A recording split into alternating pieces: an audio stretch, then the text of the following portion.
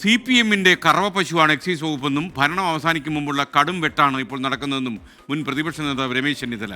പാലക്കാട് കഞ്ചിക്കോട് മേഖല ജലദൗർലഭ്യമുള്ള പ്രദേശമാണ്. 1.5 കോടി ലിറ്റർ വെള്ളം ആവശ്യമുള്ള വ്യവസായമാണ് ഇവിടെ നടപ്പാക്കുന്നതെന്നും രമേശ് ചെന്നിത്തല.